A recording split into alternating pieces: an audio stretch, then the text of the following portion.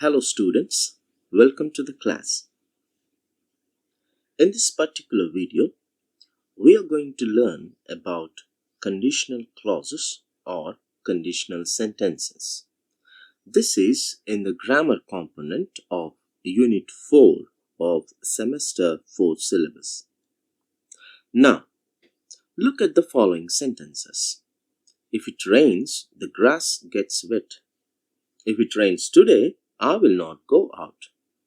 If it rained, I would get late. If it had rained, I would have got drenched.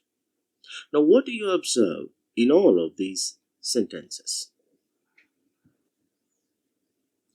Right.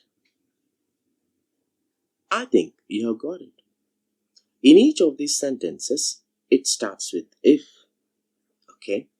And if it rains today, if it rained, if it had rained, it seems that all of these sentences are stating a condition or expressing a condition. And it also seems that each sentence has two parts. There is a conditional clause and also there is an independent or a main clause in each sentence. Now, if you carefully observe, these sentences are not simple sentences, but they are a combination of two clauses, and one of them is a dependent clause. If it rains today, if it rained, or if it had rained. Now, all of these are subordinate clauses or dependent clauses, and that means all of these sentences are complex sentences. Right. And you might have observed that the tense forms of the verbs in the condition clause or the independent clause are varying from sentence to sentence. For example, in the first sentence, you find rains and gets, both of them are in simple present. In the second one, you might have observed that rains is in simple present or will get is in simple future. In the third case, you might have observed that rained is in simple past, whereas would is accompanying get. And in the last one, you might have observed that had rained is in past perfect, and it's also the past perfect form is what you find in the main clause. So in this fashion, what we understand here is a conditional sentence consists of a conditional clause and a main clause. And the conditional clause can be started with if, or it can also be started with when or unless. Right. So when a dependent or a subordinate clause is introduced in a sentence by words such as if or when or unless, the total sentence or the complete sentence now expresses a condition. So every conditional sentence has two clauses, the conditional clause and the main clause, which is actually the result. So you have a condition as well as a consequence of that condition in one sentence. For example, if you take ice cream into the sunlight, it melts.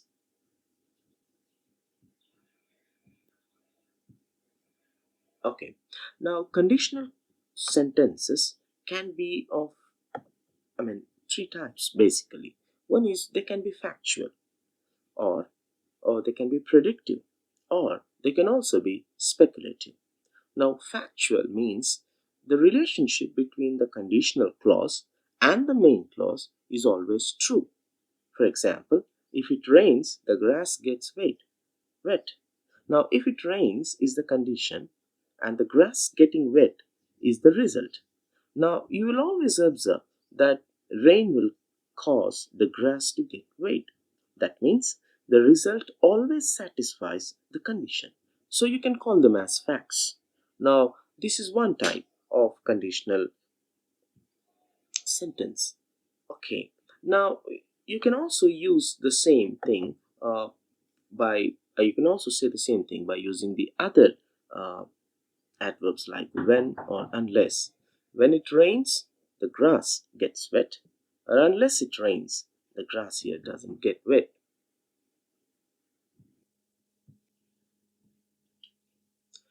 Conditional sentences can also be used to talk about predictions. In such cases, the relationship between the condition clause and the independent clause is possible but not certain. For example, if it rains today, I will not go out.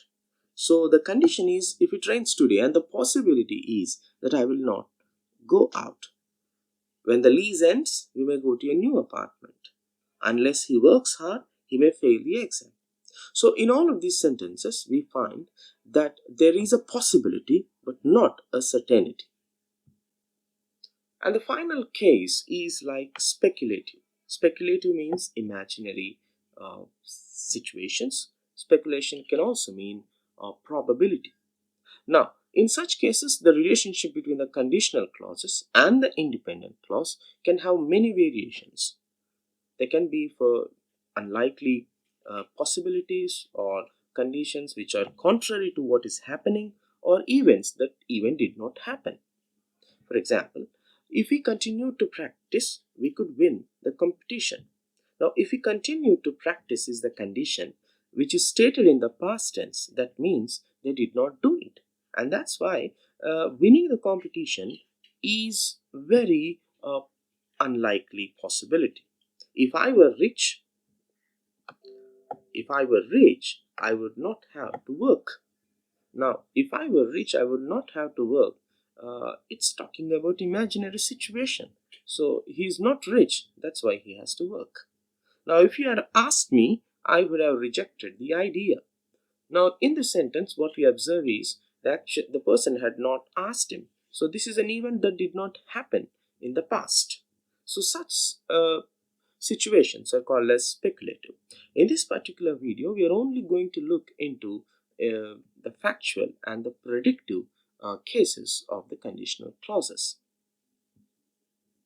Right. Okay. So the factual conditional clauses can also be called as zero conditional clauses. Now, here you observe that the condition is always true and the result always follows the condition. Now, this is used to talk about things that are always true, like a scientific fact. If you freeze water, it turns into ice. If you heat water at 100 degrees, it boils. If students miss an exam, the professor fails them. If my wife catches a cold, I usually catch it. If I get tired, I get tired if I work too much. If I'm late for dinner, they start eating without me. In all of these sentences, you'll observe that the result always follows the condition. And this, even the tense form, if you observe the structure, it's like the conditional clause starts with if and the verb is in present simple, and in the main clause the verb is always in the present simple. Right.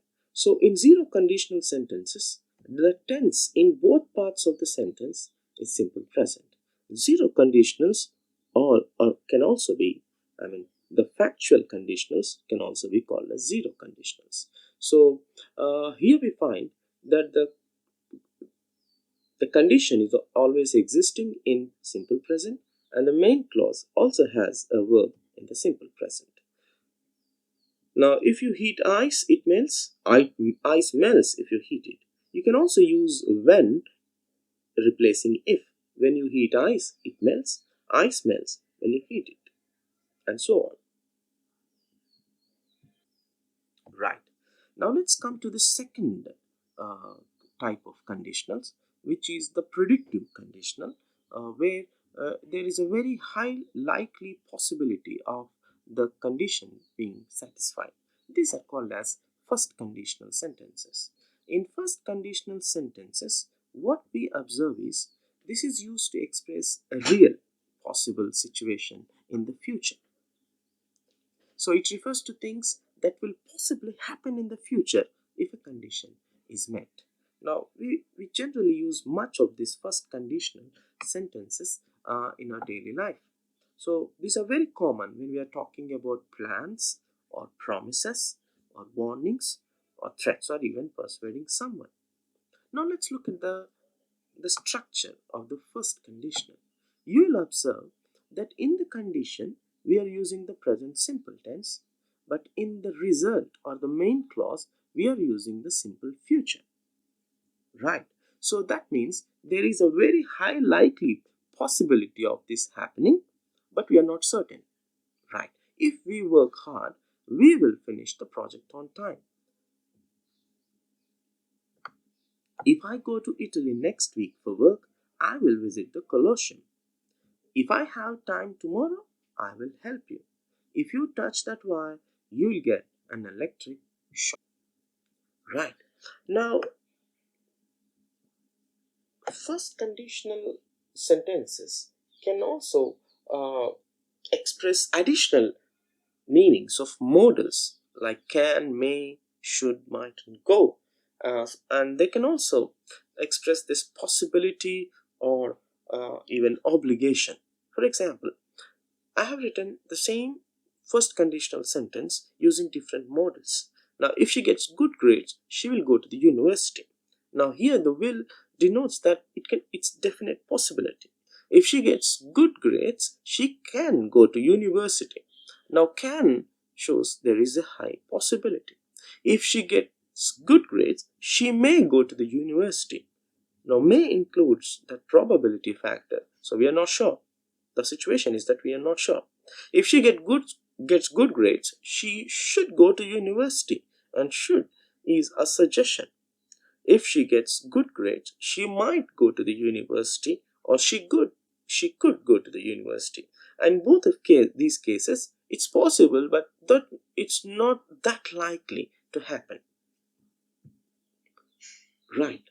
So we have understood that in the first type or first conditional sentences, you can use can, will, may, should, or even might. So let's try to do this. Okay. If you come, I will be happy. If you want to pass, just study. Now I've given you a little exercise to do.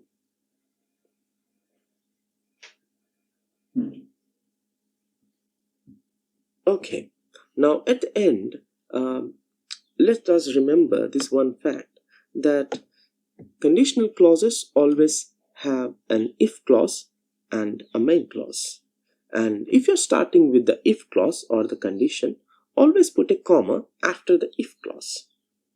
But if you're starting with the main clause and the condition is coming later, so you need not put a comma. Right. Now this is the end of part 1 of this video. We'll discuss the second and the third conditionals in a later video. Thank you for watching, and please share it with your friends. Thank you.